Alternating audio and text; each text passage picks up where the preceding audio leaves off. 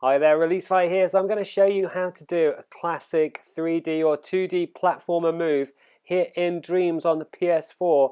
And it's essentially making your character be able to jump kill an enemy, a bit like in Mario, you know, when you jump on a character and you squash them. It's that kind of classic platform action. So hopefully it's going to help you out. If it does, drop me a like below. But to start with, you're going to need a character. Now, you might already have a character of your own that you've created, but if not, you can just get them from the Dreamiverse and stamp them on in.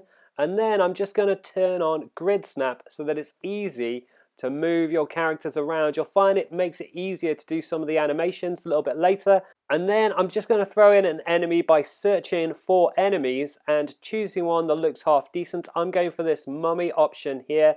It's a nice easy way to try out some of these mechanics without actually creating the characters yourself, which is a fairly extensive process to follow. And then once you've got your enemy placed in, click on them using L1 and X, and then you'll be able to access their logic, and again press L1 and X to open it up, and then you can see all of the mechanics that affect them. However, we're just going to be adding to this, so I'm not going to take you through all of the details that are in here.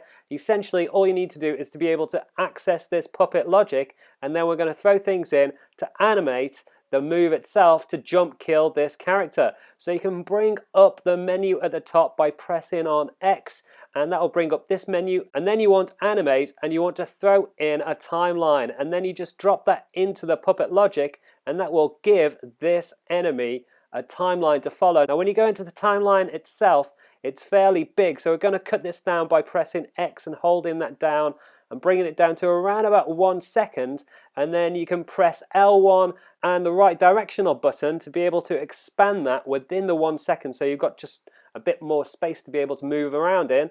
And then grab yourself a keyframe and throw it in right at the beginning, and this is going to be the start of the animation that you're going to do. Now you want that a bit bigger, so press up on it to be able to expand it. But before I do the animation, I just wanted to talk you through a bug that I noticed that kind of prevented me doing some of the animation, and it's that sometimes the grid snap goes up too high randomly without you actually changing it. So make sure that's down to 1 to be able to move your enemy in a way that kind of makes sense, and that should allow you to get past that bug. Now you might not actually notice it, but if you do, that's what to do if you have that problem. Now getting back to the animation, essentially when you're in the keyframe, you want to grab your character, drop it down a little bit like that, and then you want to stop recording. Now the snap to grid should make it really easy for you to do that super smoothly, but essentially the idea is you're grabbing its head and you're pulling it down into a crouch position when you're expanding into the character,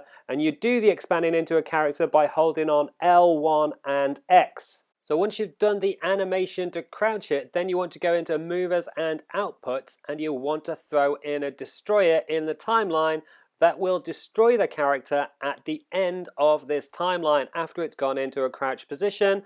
And then you're going to throw in another keyframe kind of around about halfway through the first keyframe but underneath it, and expand it to a similar point that the first keyframe ends. And then you want to zoom into your enemy character and zoom in again on its torso. This can be a little bit complex, but essentially you want to select a part of its body that's quite central, and then you want to click L1 and square on it to open up this box. And then what I did is I increased the glow to around about 40%, and essentially I'm trying to build up a sequence of animations that make it look like the character's gone into a crouch, it's glowing, and then it destroys. And then you stop recording and that banks it in the timeline, and then the next job is to throw in a trigger zone. So throw your trigger zone into the same area that you've put your timeline in, and then click on the trigger zone with X, and that will bring up this sphere which shows you the influence of the trigger zone.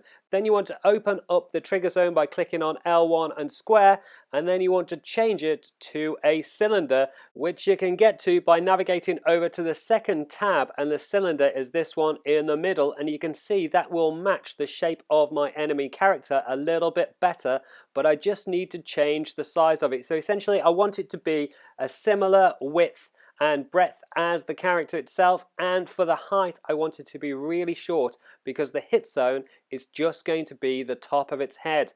So once you've brought that down, go into the tags tab and take off any of these other settings. You don't want it to affect anything else except for a friend, and that will give you the trigger zone to activate the animation that we've just built.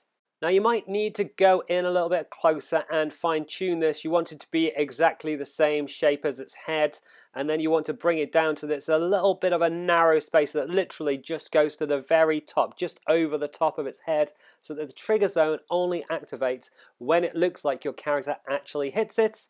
And then what we're going to do is open up the timeline next to the trigger zone, and we're going to connect the two up so that the trigger zone activate the timeline. So we want to change the timeline itself to playback mode once, and then what you're looking for is the trigger zone detected node, and you want to connect that up to the power of the timeline so that the activation of the trigger zone activates the timeline, and that will mean when the trigger zone is triggered, the timeline plays, you see the animation, and your enemy dies. However, you kind of don't just want that to be the end of it. You also want your playable character to have a little bit of an impact when they land on the enemy's head. So keeping the trigger zone open from your enemy, head on over to your playable character and open up their logic. And then in here, what you're looking for is their controller logic. So open up that, and that's again L1 and X. And then in here, we want the puppet interface, which you open up by pressing L1 and square. And then what we're looking to do is connect up the detected once again to the jump function.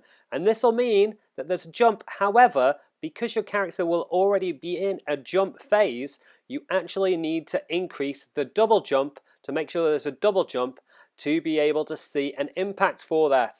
So start by zooming out of your playable character, and then you can press L1 and square on them to be able to access the overall movement tweak menu. And then you just want to dial up the double jump to a similar level to the single jump. And then when you see that in action, it means that when your playable character hits the enemy, not only does it trigger the animation and the destruction, it also triggers a little jump off the top of its head. But I'm not sure if you saw it in that faster video, but I've slowed it down here to show you the hit zone is just a little bit high, because there you can see my character didn't quite hit its head, it just hit a little bit of a hovering space slightly above the enemy character. So I'm just going to bring down the hit zone so that it's literally right on the top of its head, and that's something that's well worth fine-tuning if you want the animation of it all to look fairly slick. You'll find that you can change things like this in small degrees by turning off snap to grid, and that'll allow you to place it right on the top of its head and just move it around enough so that it's literally when you land on its head, it triggers it and it just looks a whole lot nicer. However, there's one more thing to do, which you'll see from this section. When you run at the enemy character, you also trigger the hit zone. So what we want to do is give the enemy character a force applier so that when you just run at it and not jump, you get pushed back. So if you take the force applier, drop it into your enemy character's logic, move the zone so that it's right on the character itself, and then you can see the strength here. We want to take that up to the force strength. We want to take that up to 100%. So once you've got that up to 100%, we also want to increase the force speed. So take that up to around about 7.5, and then we want to change the zone shape to a cylinder once again.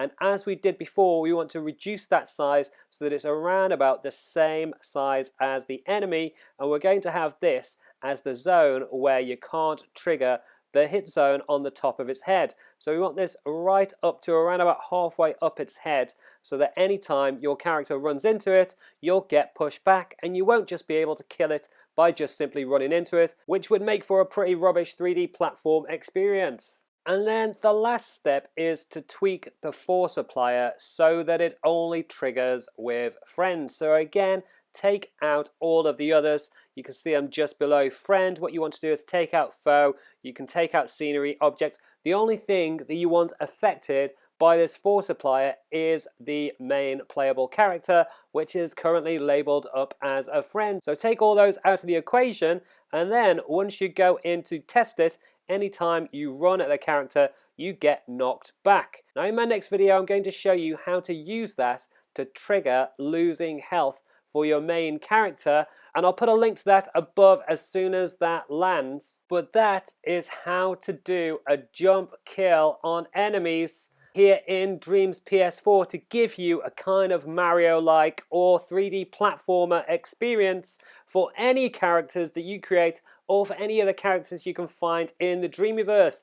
Hopefully the video helps you out. If it does, drop me a like below. As ever, it's massively, massively appreciated. You can also subscribe to the channel if you haven't already with the links on the left-hand side, and hit that bell button if you want to get notifications for all of my videos as they come out. You can check out the rest of my guide to Dreams on the PS4 with the links on the right-hand side. Leave any comments. Let me know if there's anything you want me to show you how to do, and I will catch you next time.